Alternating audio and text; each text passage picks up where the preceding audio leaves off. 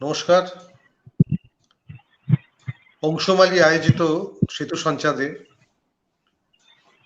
আজকে আমার অতিথি কবি কৌশিক চক্রবর্তী। কবি তো বললাম, কিন্তু ওর কবি শুধু নয়, ও গদ্য শিল্পী, খুব ভালো গান গায়। আজকে আমরা সব নিয়েই আড্ডা মারব। কৌশিক, স্বাগত। অংশমালীর পক্ষ থেকে তোকে স্বাগত জানাচ্ছি। হ্যাঁ, ধন্যবাদ। অংশমালীর পক্ষ থেকে তোকে স্বাগত জানালাম। আর আমাদের এই অনুষ্ঠান শুরুর আগে আমি যেটা করে থাকি, আমি অতিথিকে বলি একটা সেলফ ইন্ট্রোডাকশন দিতে। তো তুই নিজের সম্পর্কে কিছু একটা দে। নিজের সম্বন্ধে বলতে গেলে মানে পরিচয়, এই শব্দটাই এমন যে এক একজনের কাছে সেটা এক একভাবে ধরা যায়। তো মানে যদি ব্যক্তি হিসেবে ভাবি তাহলে ধরে নিতে হবে যে কারুর কাছে আমি লেখক। আমার একদম ছোট্টবেলাকার অনেক স্কুলের বন্ধু, তারা আমার এই লেখালেখির জগতের সম্বন্ধে তারা খুব একটা জানে না, তারা জানে আমি গান গাই। মানে এখনো তারা অনেকে বলে যে তুই এখনো গান করিস। ধরে নিচ্ছি যে কারুর কাছে হয়তো আমি খুব সাধারণ একটা মানুষ, কারুর কাছে হয়তো খুব স্নব, এমন হতেই পারে।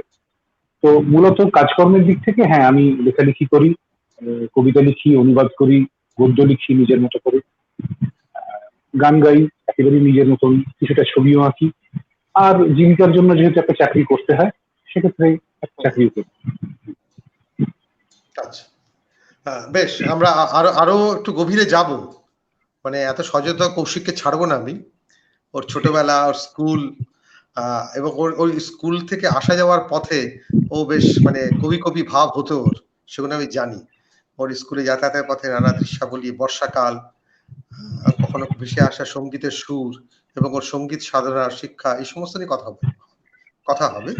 তার আগে আমরা কৌশিকের একটা কবিতা শুনবো। একটা কি দুটো কবিতা? কৌশিক, হ্যাঁ, তোর লেখা কবিতা। এই সিরিজটা মানে এই কবিতাগুলো একটা সিরিজের, তো সেখান থেকে আমি জাস্ট একটাই পড়ছি আর কি, মানে আপাতত একটা কি দুটো। এই লেখাটার নাম সোহাগ সরবরী। ভাবছিলাম উড়বে কিনা, অনেক দূর থেকে দূরান্ত পেরিয়ে আমি রাত মাপছিলাম। রাতের আহিস্তা, চুপ হওয়ার বোলতান পায়ে পায়ে নিয়ে এলো চাঁদের স্টেশন। পায়ের কি বা ডাকনাম, যখন ডাকবো তখনই তো প্যালেটে নদী ডাকে। আমি জলের ডানায় হাত রাখি, সারা রাত ধরে সে আমায় কোথায় না কোথায় নিয়ে যায়। ভোরবেলা দেখি ভাঙা পুলের নিচে তার গোপন ভঙ্গিমার প্রসাধনী গত জন্মের রুমাল হয়ে শুয়ে আছে।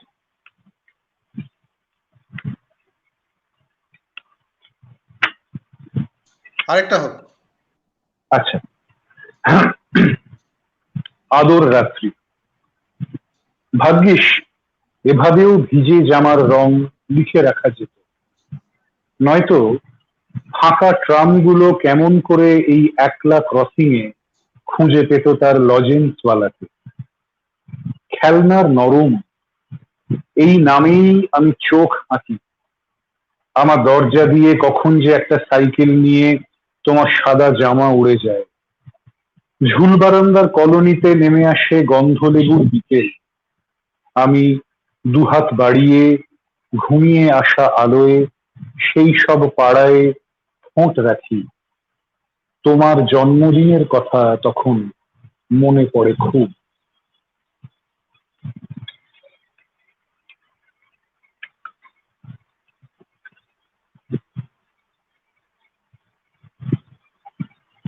তখন তো শোনা যাচ্ছে না। কয়েকজন অতিথি এসছে, আমি অতিথিদের বলছি। ভজন দত্ত, সমীরণ ঘোষ, রাহুল গাঙ্গুলি, উমাপত কর। ভজন বলছেন শোনা যাচ্ছে ভালোই, সুন্দর কবিতা। সমীরণ এই তো স্বপন কৌশিক, দুই প্রিয়জন। আর উমা বলছে এসে গেছে কিন্তু, ভালো কবিতা। বেশ, আমরা কবিতা শুনলাম, দুটি কবিতা। আমি যেটা জানতে চাই যে তোর কলকাতাতেই তুই তোর জন্ম, মানে কলকাতা থেকেই তোর বেড়ে ওঠা, না অন্য কোথাও ছিলিস? আমার জন্ম কলকাতাতে। জন্মের পর মানে যখন আমার বছর দুয়েক বয়স, তখন বাবার চাকরি সূত্রে বাবা তখন দিল্লিতে থাকতেন। তখন আমি 2-2.5 বছর দিল্লিতে ছিলাম, কিন্তু সেটা একেবারে ছোট্টবেলায়। আবার যখন 4 বছর বয়স, তখন আমি কলকাতাতেই ফিরে আসি। অর্থাৎ একদম প্রথম শৈশবের যে মানে দামালপানা, সেটা নাকি মানে এটা আমি মার মুখে শুনেছি, আমি অসম্ভব দুরন্ত ছিলাম, মানে বাড়ি থেকে পালিয়েছি। এমনকি আমার প্রথম ভর্তি হওয়া মানে নার্সারি স্কুল থেকে আমি পালিয়ে এসেছিলাম। প্রথম দিন মানে পালিয়ে আসার পর দারোয়ান তাড়া করে এসে চ্যাংদোলা করে নিয়ে গেছিল, সেটা বাবা পরে জানতে পারে। দ্বিতীয় দিন যেদিন পালিয়ে আসি টিফিন টাইমে, সেদিন বাবা দেখতে পায়, এবং বাবা মানে কি অসম্ভব ভালো বাবা আমার, বাবা বলে যে না, ওকে আর স্কুলে যেতে হবে না। অতএব আমার মানে 3 বছর বয়সে যে প্রথম স্কুলে ভর্তি হওয়া, তার ওখানে ইতি হয়ে যায়। তারপরে আমি যখন 4 বছর বয়সে কলকাতায় ফিরে আসি, মানে আমাদের পৈতৃক বাড়িতে, তখন এখানে একটি মানে সেই অর্থে তথাকথিত নামকরা স্কুলে ভর্তি হই, এবং সেই স্কুলের যে মানে ভীষণ রকম একটা ডিসিপ্লিন, সেখানে আর মানে কোনোদিন পালানোর সুযোগ হয়নি। তারপরে প্রথম স্কুল পালিয়েছিলাম যখন ক্লাস 11-এ পড়ি, মানে সেটাও প্র্যাকটিক্যাল ক্লাস করে ঠিক করে একদিন পালিয়েছিলাম, সেটা আমি পালানোর একটা রোমাঞ্চ নেব বলে। তো এই স্কুল, কলেজ, ইউনিভার্সিটি, প্রথম চাকরি, সমস্ত কিছুই কলকাতাতে। যেরকম ছোটবেলাতে একটা মধ্যিখানে 2-2.5 বছরের দিল্লির একটা প্রবাস ছিল, তেমনি চাকরি সূত্রেও একটা 3 বছরের মেদিনীপুর প্রবাস ছিল, মানে যে সময় হিজলির ওপর দিয়ে আমার ট্রেন যেত আর কি। তো এছাড়া আদ্যপান্ত মানে কলকাতাইয়া বলতে যেটাকে বোঝায়, সেটাই। হ্যাঁ, কলকাতার মানে জীবনে মানে আমি আমি নিজেই বর্ষায় গিয়েছি, বৃষ্টিতে গিয়েছি। ওই সময় হঠাৎ করে কলকাতা খুব স্তব্ধ হয়ে যায়, মানে সবাই যেন ভিজছে, একটা নরম হয়ে আসে কংক্রিটের সমস্ত কিছু। এগুলো কি তোকে আলোড়িত করতো? বসন্তকাল, শীতকালটা খুব বোঝা যায় যে শীতেই যেন বসন্তকালটা আসে শীত জুড়ে যতক্ষণ থাকে, কিন্তু বর্ষাটা অদ্ভুত না, কলকাতার বর্ষা একদম। তো সেখানে কি এবং তোর যেটা হচ্ছে কবিতায় যে বা হ্যাঁ হ্যাঁ মানে যেটা হচ্ছে যে বর্ষাকালের এমনই একটা অদ্ভুত মানে জায়গা আছে না, মানে যেটা এই শহর হলেও, এই শহরে মানে ইটকাট কংক্রিট হলেও সেখানে হয়তো গাছ নেই, পাখি নেই। সেই গাছ পাখির যে মধ্যে দিয়ে যে বর্ষা, তার হয়তো আনন্দটা নেই। কিন্তু যখন এই যে মানে কংক্রিটের দেয়াল জুড়ে যখন জল নামে, সেই জলটা ভিজে ভিজে দেয়ালে একটা অদ্ভুত মানে ছবি তৈরি হয়। কখনো সেই ছবিটা হয়তো বিমূর্ত একটা ছবি, কখনো হয়তো ছবিটা খুব স্পষ্ট একটা ছবি। এই জায়গাগুলো বারংবার কিন্তু মানে ভীষণ রকম মানে হল্ট করে। তারপর যেটা হচ্ছে যে এখনো অন্তত এই শহর হলেও তার আকাশে অন্তত 10-15 রকমের রঙের মেঘ দেখা যায়। মানে কালোরও যে কত ভ্যারাইটি হতে পারে, ধূসরেরও কত ভ্যারাইটি হতে পারে, সেটা তো আজও দেখা যায়। আর আরেকটা সুবিধা হচ্ছে আমার বাড়ির কৌশিক, খুব এক কাছে মিনিট রবীন্দ্র। কৌশিক, হ্যাঁ, হ্যাঁ, কৌশিক একটু থামাচ্ছি, বলছি তোর কি ফ্যান হ্যাঁ, হ্যাঁ। চলছে? ফ্যান চলছে? আমি অফ করে দেবো, অফ করে দিচ্ছি। হ্যাঁ, অফ করে, ফ্যানের হ্যাঁ। একটা ঘোড়ার আওয়াজ আসে। হুম, হুম, হ্যাঁ, হ্যাঁ, হ্যাঁ। তো তো এবার ওই বাড়ির হ্যাঁ, কাছে এবার রবীন্দ্র সরোবর, বা যেটাকে চট করে লোকে ঢাকুরিয়া লেক বলে, তো সেই ঢাকুরিয়া লেকের অনন্ত সবুজের কারণে এবং তার একটি বিরাট মানে বিরাট জলের মানে একটা মানে ব্যাপ্তির কারণে এখনো সেখানে অদ্ভুত ধরনের একটা বর্ষা আসে। তো কিন্তু যেটা হচ্ছে যে মানে স্বাভাবিক জীবিকায় ঢুকে পড়া একদম মধ্যবিত্ত বাঙালির পক্ষে মানে যখন বৃষ্টি নামে, তখনই তার তো সেই স্বাধীনতাটুকু নেই। তো মানে সেই অর্থে পরাধীন একজন মানুষ, সেও তার মতো করে বৃষ্টি দেখে, এক ধরনের মানে বন্দিত্বের বৃষ্টি। তো কিন্তু সেই বৃষ্টির একটা অন্যরকম মজা আছে, মানে সেই শহরেও একটা মজা আছে, জল জমে যাওয়া, জল না জমে যাওয়া, সবকিছু স্তব্ধ হয়ে যাওয়া কখনো কখনো। তো বাড়ি ফিরতে না পারা, বাড়ি থেকে বেরোতে না পারা, এই সবকিছু মিলিয়ে একটা মানে একটা অদ্ভুত বিষণ্ণতা আছে আর কি। সেই মানে বিষণ্ণতা, বর্ষার যে রাইট। বিষণ্ণতা, আমাকে বারংবার মানে খুব হন্ট করে। সাইদা মিমি এসছেন, ম্যাডাম স্বাগত, অনেক কবিতা শুনতে চাই। প্রদীপ চক্রবর্তী একটা প্রশ্ন করেছে, সেটা আমি তোকে পরে বলছি, তার আগে আমরা হ্যাঁ, একটা গান শুনবো, তারপরে প্রদীপের প্রশ্ন আসছে। প্রদীপ স্বাগত, কি গান শুনবে? প্লিজ। হ্যাঁ, প্রদীপ, উমাদা, সমীরণদা সকলে এসছে, ভালোই লাগছে। তো বর্ষার যখন কথা হলো, এখনো মানে বাইরে একটু আগেই বৃষ্টি পড়ছিল, হয়তো তাহলে একটা বৃষ্টির গানই করি। গতকাল তো 22শে শ্রাবণ ছিল। তো হ্যাঁ, হ্যাঁ, হ্যাঁ। আচ্ছা, হ্যালো কৌশিক দা, আমি হ্যাঁ হ্যাঁ হ্যাঁ স্বাগতম। আমি একটা রিকোয়েস্ট করি, আপনার আপনার ক্যামেরাটা কি ল্যান্ডস্কেপ মোডে নেওয়া সম্ভব? ল্যান্ডস্কেপ মোডে হ্যাঁ আমি নিচ্ছি, মানে নিশ্চয়ই নিশ্চয়ই। অন না, করে আমার দেন ওই রোটেশনটা। হ্যাঁ এইবার রোটেশনটা হচ্ছে না। এইবার আমি একটু চেক করে নিই আপনাকে। আহ, হ্যাঁ হ্যাঁ, ওকে, এবার ঠিক আছে, এবার ঠিক আছে। আচ্ছা ঠিক আছে। হ্যাঁ, তো যাক, স্বাগত জানাই। আমাদের হ্যাঁ হ্যাঁ অংশমালী সম্পাদক জোবাইন সন্ধি এসেছিল। এই টেকনিক্যাল ব্যাপারগুলো আমি খুব কম বুঝি, ও বেশি বুঝি আর কি। যাক, এখন দেখতেও ভালো লাগছে, পুরোটা জুড়ে তুই আছিস। চলো হোক গান, আচ্ছা। আমি আবার মাইক অফ করি। আমার দিন ফুরালো, ব্যাকুল বাদল সাজে, আমার দিন ফুরালো,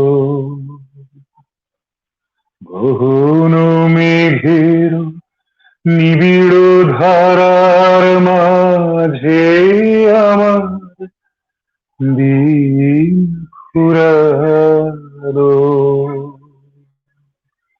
ব্যাকুল বাদল সাজে আমার দিন ফুরালো,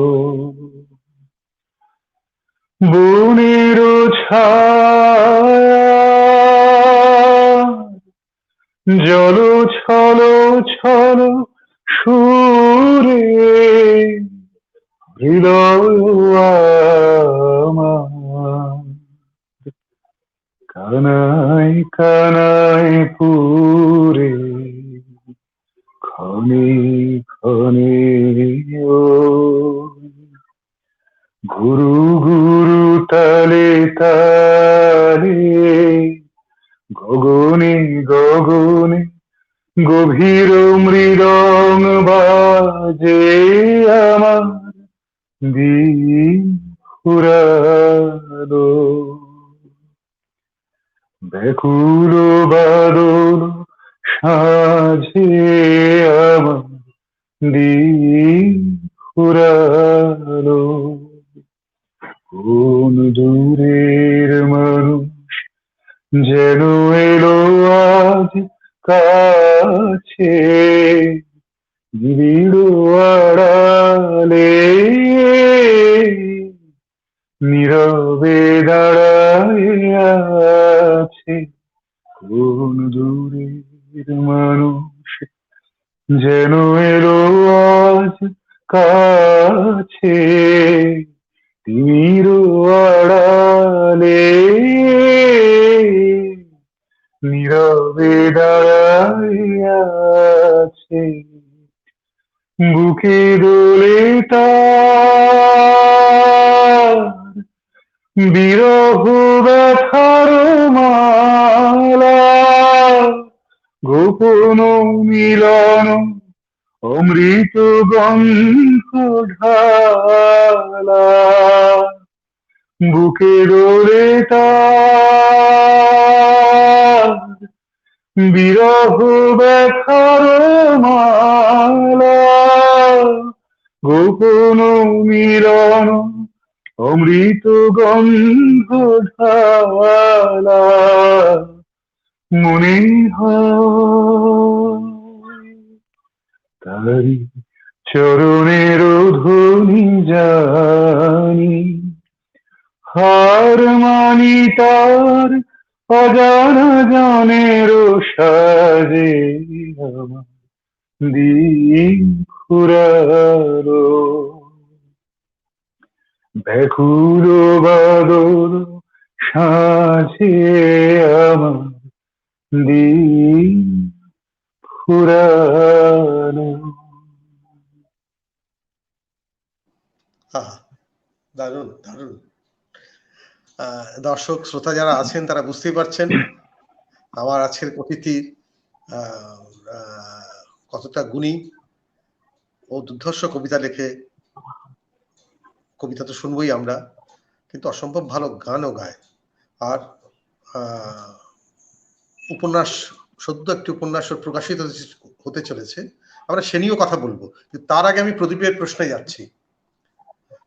প্রথমেই আচ্ছা যাই হোক, ও লিখেছে তোমাদের পারিবারিক সাংগীতিক প্রেক্ষাপট, মেসমশাইয়ের মানে বাবা তোর বাবার ধনঞ্জয় ভট্টাচার্য পান্নালাল বাবুর কাছে গান শেখা, বেড়ে ওঠায় গানের ভূমিকা, আর পাশের বাড়ির সিনেমায় ধনঞ্জয় বাবুর ঝিরঝির বর্ষা এই গানটা তোকে গাইতে বলেছে, এটা একটা। আর দ্বিতীয়তে বলেছে আবহমান বাংলা কবিতার ধারা ও নতুন চেতনাধর্মী কবিতার যে জার্নি, তার মাঝখানে এমন এক অদৃশ্য যোগসূত্র আছে যেটা তোমার লেখাতে আমরা দেখতে পাই। এ নিয়ে কিছু বলো। ঠিক আছে। উমাপদ একটি গানের ফরমাইশ করেছে, আর যেমন করে গাইছে আকাশ হোক। সমীরণ বলেছে তোমার উপন্যাস লেখার প্রেক্ষাপটটা বলো। ইসরাত তানিয়া আসছে, অপূর্ব গাইলেন কবি মুগ্ধ। মৌ ভট্টাচার্য, আমি আছি কৌশিক। সমীরণ জানিয়েছে আহা। সবাইকে স্বাগত, যারা যারা এসছেন তাদের সবাইকে আমি স্বাগত জানাই। আপনারা থাকুন, আজকে কৌশিকের সঙ্গে আমি অনেক আড্ডা মারবো, ওর গান শুনবো, কবিতা পড়বো। আরেকটা গান হোক। উমাদাকে বলি যে শেষে আকাশ হয়তো মানে যদি সম্ভব মানে সুযোগ পাই সেটা দিয়ে না হয় শেষ করবো, মানে ওটা দিয়ে শেষ হোক। ঠিক আছে। মানে ওই প্রদীপ যে গানটার কথা বলেছে, আসলে যেটা হচ্ছে যে মানে তার আগে বলি ধনঞ্জয় পান্নালাল যে কানেকশনটা সেটা একটু বল। হ্যাঁ, মানে আমি ছোট্টবেলা থেকে মানে যখন মানে বড় হয়েছি আমি দেখেছি আমার বাড়িতে একটি কাজ চলে, মানে সেটাই মানে সেই অর্থে আমার বাবা প্রবলভাবে সংসারী হলেও যে মানে সাধারণভাবে একজন গান পাগলা মানুষ, তার বাড়িতে যেরকম খেলা ছড়া থাকে সেরকমই আমার মাও এটা নিয়ে কোনোদিন খুব একটা মানে নাড়াঘাটা করেননি। কারণ মানে আমরা জানতাম, মানে আমি জানতাম যে আমরা তখন খুব মানে একটা ঘরে থাকতাম, সে একটা ঘরেই রোববার সকালবেলা মানে হচ্ছে যে বাবা গান করবেন, বাবার বাল্যবন্ধু শিবু কাকু তবলা বাজাবেন, কখনো কখনো আমার কাকা তবলা বাজাবেন। তো এবং সেই গান তবলা সেটা চলবে এবং সেটা প্রায় 2-2:30 পর্যন্ত চলবে, যে খাওয়া দাওয়া নেই, তার মধ্যে শুধু চা চলবে এবং মানে মা চা করে যাবে এবং এই গানটা চলবে এবং মানে বারংবার এই ধরনের মানে বাংলা আধুনিক গান, ধনঞ্জয় বাবুর গান, পান্নালাল ভট্টাচার্যের গান এবং পাগলের মতন বাবা গান গাইবে। মানে বাবাকে আমি ছোটবেলায় শুনেছি যে মানে সে যাকে বলে বাঘের মতন হারমোনিয়াম বাজানো, সে হারমোনিয়াম বাজাতে বাজাতে প্র্যাকটিক্যালি সেই মানে বাঁ হাতের রগ ফুলে ওঠা, শির ফুলে উঠেছে এরকম অবস্থা, কিন্তু বাবা অক্লান্ত ভাবে মানে হারমোনিয়াম বাজাচ্ছে, গান গাইছে এবং মানে আজকে হয়তো মানে ওই বাড়িতে কোনো আত্মীয় স্বজন এসছে, তিনি বলছে যে আজকে ওই গানটা হয়ে যাক, বন্ধুরা বলছে এই গানটা হয়ে যাক, এবং বাবা মানে অবস্থান্ত গান গেয়ে যাচ্ছে এবং প্রতিটা গানের নোটেশন বাবার মুখস্থ, বাবা বাজিয়ে যাচ্ছে, এতটুকু চ্যুতি ঘটছে না, বাবার গানের আড্ডা। তো বাবা ছোটবেলা মানে তরুণ বয়স থেকেই গান শিখেছেন, ধনঞ্জয় বাবুর কাছে গান শিখেছেন, পান্নালাল বাবুর কাছে গান শিখেছেন। যখন শিখেছেন তখন সত্যি কথা আমি মানে সেই সময়টা জানি না, আমি যখন থেকে মানে আমার জ্ঞানচক্ষু মিলিত হয়েছে তখন থেকে দেখেছি বাবা গান শেখা ছেড়ে দিয়ে, কারণ ততদিনে পান্নালাল বাবু প্রয়াত, ধনঞ্জয় বাবু তার শারীরিক কারণে তখন গান আর শেখান না, কিন্তু বাড়িতে ওই গানের পরিবেশটা ছিল এবং যে কারণে বাবার একটাই মানে স্বপ্ন ছিল যে ছেলে আর যাই করুক গানটা করুক। তো সেটা কতদূর করা গেছে আমি জানি না, কিন্তু গানের ভালোবাসাটা ওই কারণে রক্তের মধ্যে থেকে গেছে এবং ধনঞ্জয় বাবুর গান মানে শুনতে শুনতে এভাবেই ব্যাপারটা ঘটে গেছে।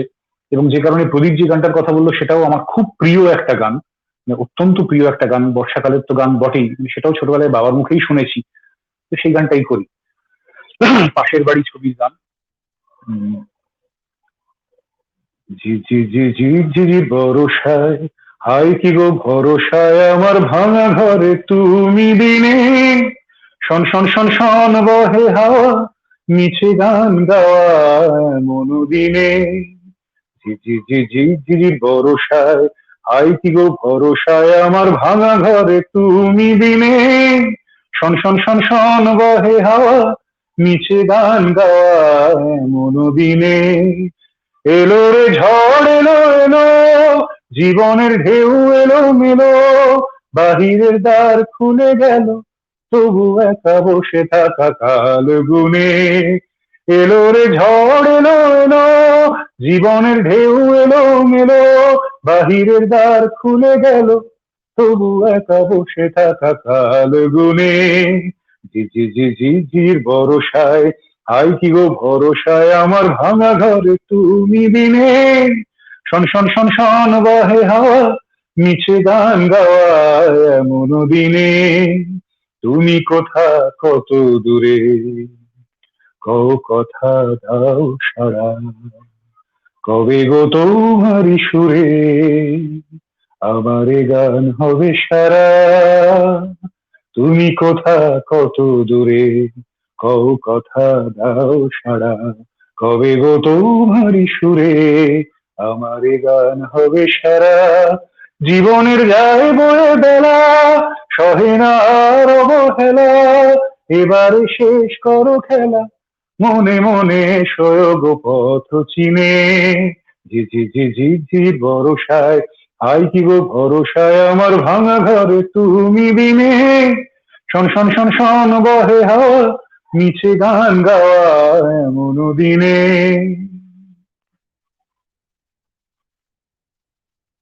রাইট, দারুণ দারুণ।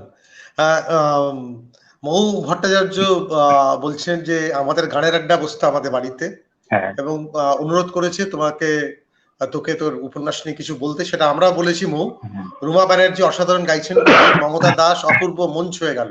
সবাইকে স্বাগত, আপনারা থাকুন, আমরা কথা বলতে থাকি। রাহুল গাঙ্গুলি গান খুব ভালো লাগলো। আর রাহুল, সবাই স্বাগত, সবাই থাকুন, আমরা কথা এগিয়ে নিয়ে যাই। বেশ, আমার কথা হচ্ছে, তোর প্রথম লেখালেখি শুরু কিভাবে হয়? তুই কি কমল কুমার মজুমদারকে পেয়েছিস স্কুল জীবনে? না, আমরা মানে কমলবাবু মানে সম্ভবত বোধহয় ৭৭-এ মারা যান।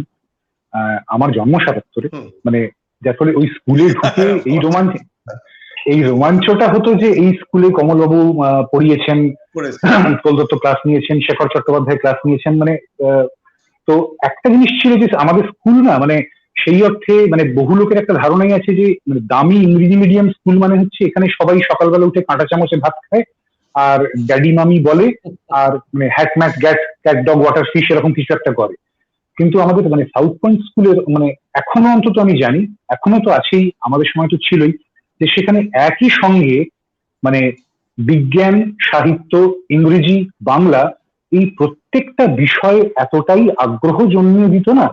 তো যে কারণে মানে আমি বলছি, আমার বাংলা সাহিত্য, বাংলা কবিতা পড়ার প্রথম ধাপ যদি থাকে সেটা কিন্তু আমার সাউথ পয়েন্ট স্কুলের লাইব্রেরি। এবং সেই লাইব্রেরি একটা সময় এত অসম্ভব রিচ, একটা এনরিচড একটা লাইব্রেরি ছিল, মানে আমি দিনের পর দিন সেখান থেকে নিয়ে বই পড়েছি। আমার প্রথম রাইনার মারিয়া রিলকে পড়া ওখানে, আমার প্রথম ল্যাংস্টন হিউজ পড়া ওখানে, মানে হয়তো তখন সেই বয়সে অনুভব করিনি, কিন্তু ওই ঘাঁটতাম, মানে যেটা হচ্ছে যে এই ব্যাপারটা ছিল। আচ্ছা, প্রথম বিষ্ণুদের বই নিয়ে নাড়াঘাটা ওখানে, কিচ্ছু বুঝতে পারিনি, মানে যখন তখন যা বয়স ছিল তখন বিষ্ণুদের পড়ার মতন বয়সই হতো নয়, কিন্তু আমি বলছি যে এই বইগুলো আমাদের হাতে নেওয়ার অধিকারটা ছিল, মানে আমরা এই বইগুলোকে হাতে নিতে পারতাম, উল্টাতে পারতাম, এই যে মানে ব্যাপারগুলো ছিল আর কি। তো মানে এই সুনীন্দ্রনাথ দত্তর বই, লেখালেখি শুরু কবে থেকে? এবার যেটা হচ্ছে সিরিয়াস লেখালেখি, মানে ছোটবেলা থেকে ছন্দ মেলানো টুকটাক যেরকম লোকে ছড়া ছড়া লেখে সেটা তো ছিলই, কিন্তু যেটা হলো যে এবার এই 7-8-এ উঠে বুঝতে পারলাম যে কিছু মানে তখন আমি মানে তখন অসম্ভব মানে মুখ চোরা শাই একটি ছেলে, কথা কিছুই বলতে পারি না, মানে বলতে গেলে মানে জিভ জড়িয়ে যায়। তো তখন কিছু জিনিস লিখে রাখতাম, তো সেটা তখন মনে হতো বোধহয় কবিতার ফর্মে। তারপরে যেটা হয় মানে সেটা একটা মানে পর্যায়ে, তারপরে যেটা হয় যে যখন আমি ক্লাস 11-এ পড়ি তখন আমার মাথায় গান লেখার ঘুরছে, মানে তখন আমি সিরিয়াসলি গান লিখতে শুরু করেছি, একেবারে আমার মতো করে নতুন গান। তার পেছনে অবশ্যই সুমনের গানের একটা বড় ভূমিকা ছিল। তো তখন গান লিখতাম।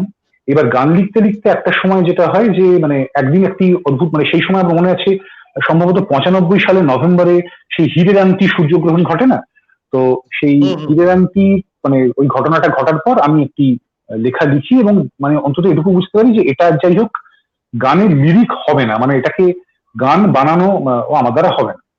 তো সেই সময় খবরের কাগজে একটা মানে বিজ্ঞাপন থাকে যে পোয়েট্রি সোসাইটি অফ ইন্ডিয়া তারা সিটি কলেজে একটি কবিতা লেখার ওয়ার্কশপ মানে 3 দিন রাখবে। আমার তখন সামনে আর 2-3 মাস বাদে উচ্চ মাধ্যমিক পরীক্ষা। তা আমি কি হোক মানে 96 সালের মানে উচ্চ মাধ্যমিক পরীক্ষা, আমি এটা 95 সালের নভেম্বর ডিসেম্বরের কথা বলছি আর কি। তা আমি সেই লিরিকটি খামে মানে একটা কাগজে লিখে আঠা লাগিয়ে খাম করে জাস্ট দুম করে পাঠিয়ে দিই। তারপরে একদিন চিঠি আসে যে আপনাকে মানে সিলেক্ট করা হয়েছে, যে ওয়ার্কশপ অ্যাটেন্ড করতে হবে। এবার কবিতার ওয়ার্কশপ বলতে কি বোঝায় না বোঝায় কিচ্ছু জানি না, কারণ তখন কবিতা লিখবো এটাই তো ভাবিনি। এবার যাই হোক, মানে বাড়িতে বেশ অশান্তি হয় যে সামনে উচ্চ মাধ্যমিক ছেলে এখন কবিতা লিখতে যায়, তারপর গেল। তো বাবার একটা মানে সত্যি কথা একটা ভয় তো ছিল যে এই করতে গিয়ে যদি মানে জীবনটি যায় আর পড়াশোনা আমার লাটে ওঠে, তাহলে তো গেল আর কি। কারণ বাবার তখন চাকরি নেই, বাবা তখন রিটায়ার করেছেন, মানে বাবা সত্যি কথা আমাদের তখন ওই মানে বিলাসিতার জায়গাটাই নেই যে এবার সবকিছু মানে মানে এলোমেলো করে ফেলা যায় আর কি। যাই হোক, তো সেই ওয়ার্কশপে যাই, সেখানে অনেকের সঙ্গে মানে কথা হয় এবং দেখি আমার সমসাময়িক ছেলেমেয়েরা সব মোটা মোটা খাতাপত্র নিয়ে এসেছে, লেখাপত্র, কিন্তু সে আমার হাতে ওই 2-3টে লিরিক নিজের গানের, তো সেই পড়ে দিয়ে চলে আসি। কিন্তু তারপরে যেটা হয় যে ওই ওয়ার্কশপের একটা মানে মস্ত কাজ মানে তৈরি ওরা করেন, যে অনেকে এই ধারণা আছেন ওয়ার্কশপে কবিতা লেখানো যায় না বা ইত্যাদি, মানে অনেকে হয়তো অবাক হচ্ছেন, কিন্তু যেটা হচ্ছে যে ওই ওয়ার্কশপই কিন্তু আমাকে প্রথম কবিতার ভালোবাসার জায়গাটা তৈরি করে দিয়েছে। যে তখন আমি আরো একটু সিরিয়াসলি পড়তে শুরু করি, নানা ধরনের লেখা পড়তে শুরু করি, আরেকটু অন্যরকম ভাবে লিখতে শুরু করি। সেই সূত্র ধরে বহু মানুষের সঙ্গে যোগাযোগ হয় এবং তারপরে টুকটাক এদিক ওদিক হয়তো লেখাপত্র শুরু হচ্ছে। তখন আমি বেশ মানে সেই অর্থে নাম করা কিছু বড় কাগজেও লিখতাম, একেবারেই সেই ধাঁচের লেখা। সেই করতে করতে ঘটনাচক্রে কবিতা পাক্ষিক এবং প্রভাত চৌধুরীর সঙ্গে আমার যোগাযোগ হয়। সেই সূত্রে সমীর রায়চৌধুরীর সঙ্গে যোগাযোগ হয়, সেই সূত্রে বইমেলাতে বারিন ঘোষালের সঙ্গে পরিচয় হয়। এবং এই সব মিলিয়ে যেটা হয় যে লেখালেখির ভাবনা সবকিছু একটা আপাদমস্তক পাল্টে যায়। তো প্রদীপ যে কথাটা বললো যে আবহমান বাংলা কবিতা এবং নতুন কবিতার মধ্যে একটা যোগসূত্র আমার লেখা পাওয়া যায়, সেটার কারণটাই এই যে একটা সময় এই আবহমান কবিতা, সেই অর্থে নরম ধাঁচের কবিতা, সেই অর্থে গান আমি প্রচুর লিখেছি। সেখান থেকে ভাঙতে ভাঙতে ভাঙতে ভাঙতে একটা জায়গাতে এসছে, আসার চেষ্টা করছি আজও। তো যে কারণে আর আমার মানে লেখালেখির পেছনে যেহেতু একটা বড় ভূমিকা আছে গান শোনার, গানের লিরিক, আমার অনেক গানে চোরাগোপ মানে অনেক কবিতাতে চোরাগোপটা গানের লিরিক ঢুকে যায়, আমি পরে হয়তো নিজেই বুঝতে পারি না, কিন্তু ঢুকে যায়। মানে এই যে প্রথম কবিতাটাই বললাম, মানে যেটা পড়েছিলাম তাতে রাতের আহিস্তা বলে একটা কথা ছিল, সেই আহিস্তা শব্দটা তো স্বাভাবিকভাবেই মানে আমার মাথায় এলি আহিস্তা বলতে সারাক্তি যায় রুখছে না কাব আহিস্তা, এটাই মনে পড়ে। তো এইভাবেই আমার কাছে শব্দগুলো এসেছে অধিকাংশ সময়। তো যার ফলে লেখালেখিটা এইভাবেই আস্তে আস্তে কোথাও না কোথাও মানে বেশ, একলা মানুষের কথা। আমরা আমরা একটা আইডিয়া পেলাম, হুম, আমরা একটা সাধারণ একটা আইডিয়া পেলাম যে কৌশিকের কবিতা লেখার শুরু এবং আবহমান কবিতা থেকে ধীরে ধীরে সরে আসা, সেটা একটা প্রক্রিয়ার মাধ্যমে হয়েছে, সেটা আমরা জানলাম। এবার আমাদের একটা মানে কিছু কবিতা শোনার সময় হয়েছে মনে হয়। হুম। কৌশিক আর কবিতা পড়ছে। হ্যাঁ, আহ, এইটে এই কবিতাগুলো একটা, এটাও একটা সিরিজের, এই সিরিজটার নাম যেখানে বারান্দার গায়ে নিজস্বী গুলো ঝুঁকে আছে হয়তো। আমি 2-3টে পড়ি। এক, রাত গল্প খায় কালো কালো, পরবাস এসে বসলো ছায়ায়, ছায়ার আলমারি থেকে চটিগুলো একে একে সমুদ্র স্নান লেখে, ফেনা ফেনা রোদ্দুর খায়। একা একা গল্প মাখি, উপত্যকার বেডরুমে জড়ো হওয়া বারণ, গুলি পাথরের দাগ ছুটিগুলোকে রোজ খুলে খুলে হাড় গনে, আধশোয়া কথারা লতিয়ে ওঠে, বুক থেকে আঁচল সরায় আলুথালু গানের দোলনায়। আমি তবু ওড়াউড়ির কথা লিখতে পারি না। 2, আজ কোন নামের রাত লিখে রাখো, খাঁজে খাঁজে মুখ রেখে দিগন্তের কোথাও না কোথাও ফুটে উঠেছে ঘুম গান, হারিয়ে যাওয়া ছাদের ওড়নায় গলে যাচ্ছে তার জল বোতল। হাত পেতে দেখছি অনেক বৃষ্টি হারানোর বারান্দায় চেনা অচেনা গন্ধেরা কাঁদছে। 3, রোদ পড়ে লাল সাদা ঘুড়ি বাড়ি আসছে, আমার ঘুম পায় না, মুখ থেকে সিঁড়ি ভাঙা হলদে লিরিক মেঝে গড়িয়ে পড়ে, চুল এলানো ঘন জঙ্গলের চিরুনি নিজেকে টানতে টানতে এইবার পা গলালো ছুটির রিকশায়। এই জানলায় ছোটবেলাদের শুরু, আমি আয়নার সামনে দরজা খুঁজি, মুখ বাড়াই, কোনোদিন না বলা ভাষা আমায় গল্প বলতে বলে, ঘুম পাওয়ার গল্প। 4, ঝর্ণার নোনা দেওয়াল থেকে এইমাত্র তার রবাব উঠে এসেছে। তার ঘর নেই, তার উপত্যকা নেই, ভাষা হারানোর অন্ধ মাঠ থেকে এখনো সে ফিরতে পারেনি। কড়ি ও কোমলের রাস্তায় ভাঙাচোরা প্রলাপ পড়ে আছে। স্যাঁতস্যাঁতে পরি ভাসিয়ে দিল নৌকোর ফুলমালা। রাস্তাটা নতুন, সবেমাত্র অভ্যাস লিখছি তার। আকাশ দেখার গোলাপি হাত দিয়ে একলাদের সরিয়ে সরিয়ে স্কুল ব্যাগের ছায়া নিয়ে হেঁটে যাচ্ছে কয়েকজন।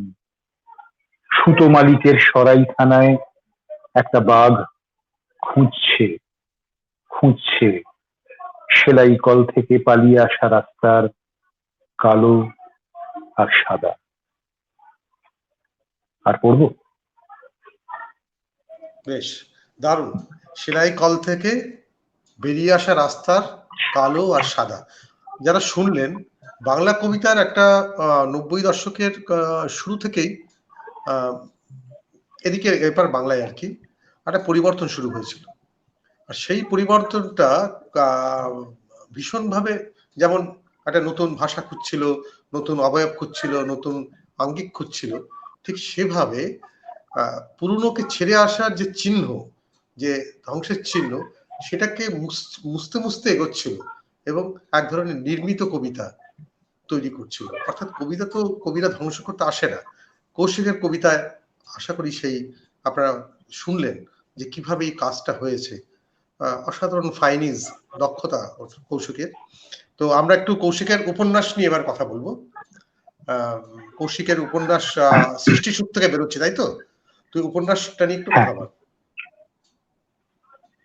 এই উপন্যাসটা মানে এই উপন্যাসটা বলতে গেলে না, মানে দু তিনজনের কথা বলতেই হয়, মানে যারা আমি যাদের সঙ্গে হয়তো নানা সময় গদ্য লেখা নিয়ে কথা বলেছি, কিন্তু লেখা হয়ে ওঠেনি, বারংবারই মনে হচ্ছিল যে এটা আমি লিখতে পারবো না। তাদের মধ্যে একজন নবারুণ ভট্টাচার্য, বারবার বলতেন গদ্যলেখ গদ্যলেখ।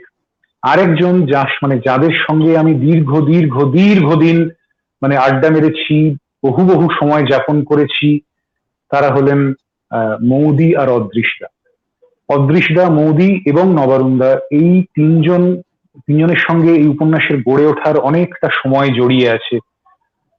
এই সময়টাতে যেটা হচ্ছে যে সবসময় যে সেটা লেখার সময়টা নয়, কিন্তু উপন্যাসটার ভেতরের মধ্যে যাপন হয়, সেই যাপনের সময়টা জড়িয়ে আছে। ওদের সঙ্গে বসে দীর্ঘ সময় আড্ডা মারা, একসঙ্গে খাওয়া, হই হই করা, গান শোনা। তো এই মানে উপন্যাসে মানে হয়তো দেখা যাবে যে কোথাও না কোথাও মানে আমি যেটা করতে চেয়েছিলাম, যে চারপাশে আমি যখন থেকে বড় হয়েছি একটা সময়, মানে এই শহরে আমার বারবারই মনে হয়েছে কিছু কিছু মানুষ অজস্র মানুষের মধ্যে খুব একা। তো সেই যে একটা গান আছে না, এক अकेला इस शहर में रात में और दोपहर में আবুদানা ঢুঁড়তা হ্যায় আশিয়ানা ঢুঁড়তা। এই গানটা মানে সম্ভবত এই গানের প্রথম স্তবকটা হয়তো উপন্যাসের শুরু হওয়ার একটা সূত্র ছিল। তো এই যে মানুষগুলো কোথাও না কোথাও অজস্র মানুষের ভিড়ে নিজের মতো করে একা, তার মধ্যে হয়তো আমিও আছি, আরো অনেকেই আছেন। এই সমস্ত মানুষ মিশে আছেন এই লেখাটাতে। এই লেখাটাতে মূল চরিত্র হয়তো দুজন কি তিনজন, তার সঙ্গে আরো খুচরো খাচরা মানে আশেপাশে বহু মানুষজন আছেন, কিন্তু সংখ্যায় এই চরিত্রটি তিনজন হলেও হয়তো দেখা যাবে যে একটি চিত্রের মধ্যে অন্তত 5 জন 6 জন 7 জন 8 জন আমার দেখা মানুষ মিশে আছেন। এখানে আমি আছি, আমার বন্ধুরা আছেন, আমার পরিচিত মানুষজন আছেন, যাদের সম্বন্ধে আমি শুনেছি, যাদের দেখেছি তারা আছেন। তো এই এখানে একটা মানে খুব মানে আমার মতো করে একটা চরিত্র আছে, কি অ্যাবসার্ড চরিত্র যদি বলি। তো সেটি হচ্ছে একটি হলুদ নিয়ন আলোর ল্যাম্পপোস্ট, যে আলোটা একটি গলিপথ ভিজিয়ে দেয়। সেই গলিপথটাকে খুব মায়াময় মনে হয়, এবং তখন মনে হয় যে এই চেনা শহর, এই চেনা বাড়ি, এই চেনা ঘরটাই, তার জানলা দিয়ে যখন সেই হলুদ আলোটা আসে একটু অদ্ভুত লাগে। তো একটা জানলা, একটা হলুদ আলোর ল্যাম্পপোস্ট, একজন সাবান বিক্রেতা, তার ছোট্ট একটা চারপাশের জগৎ, তার খুব ঘনিষ্ঠ কিছু বন্ধু, আমি বলে একটি চরিত্র, এরকম ধরনের কিছু চরিত্র এখানে আছে, যারা তাদের মতো করে তাদের মতো করে তাদের একলাটিকে যাপন করে, এই শহরটাকে যাপন করে, এবং কোথাও না কোথাও এই শহরটাও হয়তো সেখানে একটা চরিত্র হয়ে গেছে। এইভাবে আমি আমার মতো করে চেষ্টা করেছি যে এবং একই সঙ্গে এই যে অতি সাধারণ মানুষেরা, মানে এটা মাঝে মাঝেই একটা লাইন, মানে একটা কথা জাস্ট মাথার মধ্যে আসতো যে এই অতি সাধারণ মানুষেরা এই একলা শহরে অতি সাধারণ ভাবে বেঁচে থাকে এবং অতি সাধারণ ভাবে তারা কাঁদে, অতি সাধারণ ভাবে হয়তো তারা গান গায় এবং অতি সাধারণ ভাবে একদিন তারা হারিয়েও যায়। তো এই ভাবনাগুলোই ফিরে এসেছে এই লেখাটাতে।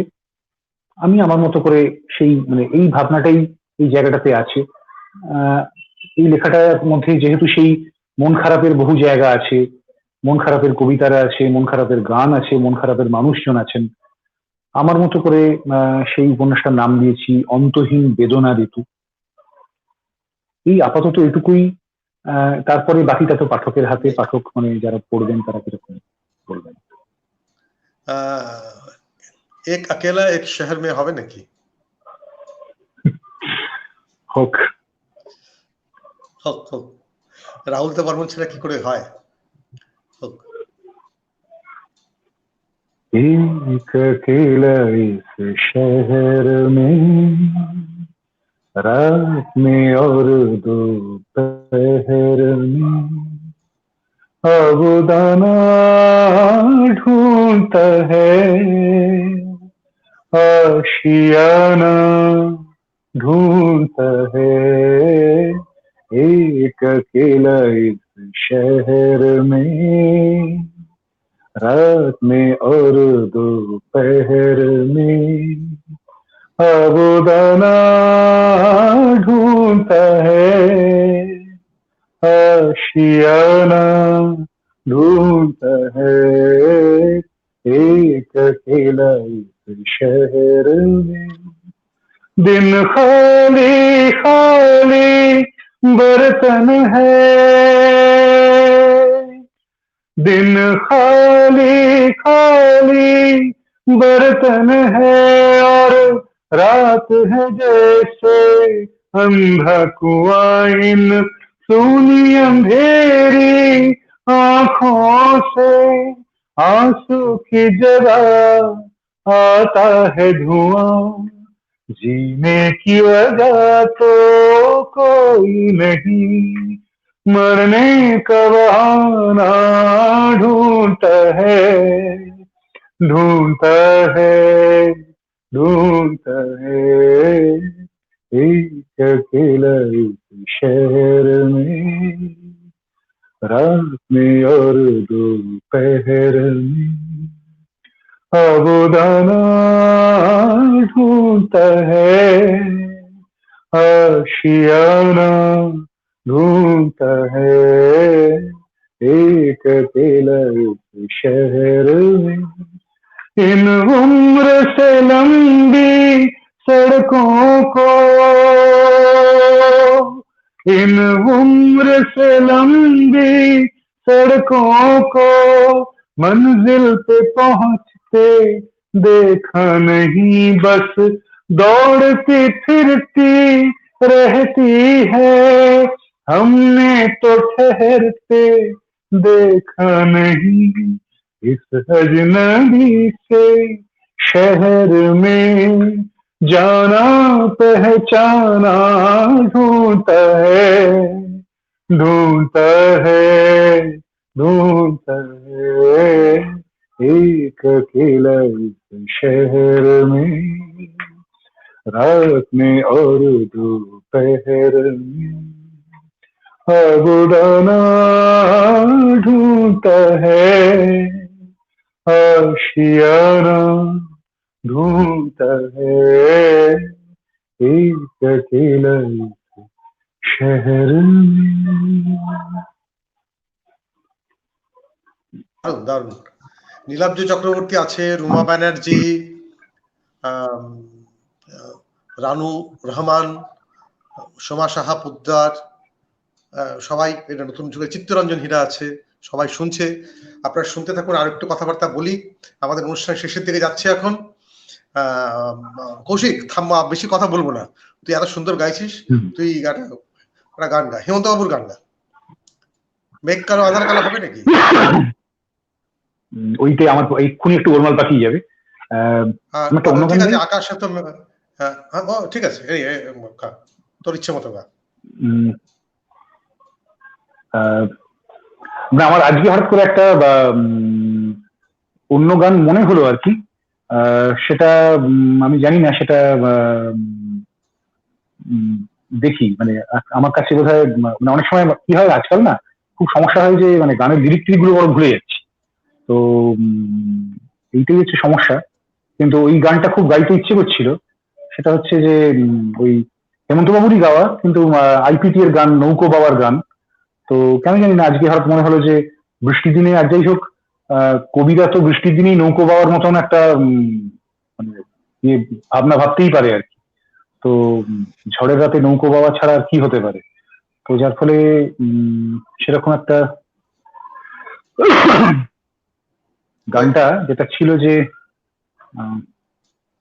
আমি আসলে খুঁজছিলাম যে কোথাও যদি লিরিকটা পাওয়া যায়। তো ততক্ষণ পর্যন্ত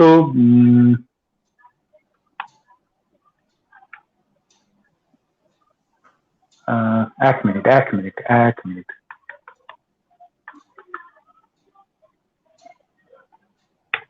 ওই গানটাই মানে আজকে হঠাৎ করে মনে হলো যদি শোনানো যায়। বেশ, পাওয়া গেছে তো? অন্তত ফিরুজাটা যখন আছে তখন তো পাওয়া যাবে আর কি। হ্যাঁ। হেইয়ো হো হেইয়ো, হেইয়ো হেইয়ো হো হেইয়ো, ও মাঝি ভাইয়ো, ভাইয়ো রে নাও ভাইয়ো, খর নদীর পারে স্বপ্নের দেশে যাইও। ও মাঝি ভাইয়ো, ভাইয়ো রে নাও ভাইয়ো, খর নদীর পারে স্বপ্নের দেশে যাইও। এই রে আকাশে আসে বাদল বড় ভারী, এই ঢেউয়ের তালে তুফান নাচে মরণ মহামারী। এই হো বল মা বইয়া ওই খর নদীর পারে। ও মাঝি ভাইয়ো, ভাইয়ো রে নাও ভাইয়ো, খর নদীর পারে স্বপ্নের দেশে যাইও। এই রে আকাশে আসে বাদল বড় ভারী, এই ঢেউয়ের তালে তুফান মাতে মরণ মহামারী। এই হো বল মা বই যাবই খর নদীর পারে। এই হো হেইয়ো হেইয়ো, কে বেঁধেছে মায়ার ঘর ফুলের বালু চরে, বেঁচে কার আশার প্রদীপ কুসুম গেছে ঝরে। কে বেঁধেছে মায়ার ঘর ফুলের বালু চরে, বেঁচে কার আশার প্রদীপ কুসুম গেছে ঝরে। আরে তোলো ছেঁড়া পালে জয়ের পতাকা, আশার রঙে আঁকা। এই হো বল মা হই যাবই খর নদীর তারে। ও মাঝি ভাইয়ো, ভাইয়ো রে না ভাইয়ো, খর নদীর পারে স্বপ্নের দেশে যাইও। হেই রে আকাশে আসে বাদল বড় ভারী, এই ঢেউয়ের টানে তুফান মাতে মরণ মহামারী। এই হো বল মা বই যাবই খর নদীর পারে। মহাকালে খরস্রোতে আশার তরি ভাসে, জীবন নিয়ে ধরো না হাল মরণ যদি আসে। আরে এবার ভাঙা ছবি শপথ শিখায় গেল, আনো আরো আলো। হো বর্মা বই যাবই খর নদীর পারে। এবার আমরা অনুষ্ঠান মানে শেষ পর্যায়ে চলে এসেছি। আমি সবাইকে একটা প্রশ্ন করি, তোকেও করছি, যে ধর তোকে নির্বাসনে পাঠানো হলো এবং বলা হলো তুই 3টে বই নিয়ে যেতে পারবি, কোন 3টে বই তুই নিয়ে যাবি? বই তো অনেক আছে, 3টে বই, যে কোনো 3টে বই যদি বাঁচতে বলা হয়, কোন 3টে বই তুমি নিয়ে যাবে? গীতবিতান খণ্ড 1, গীতবিতান খণ্ড 2, গীতবিতান খণ্ড 3।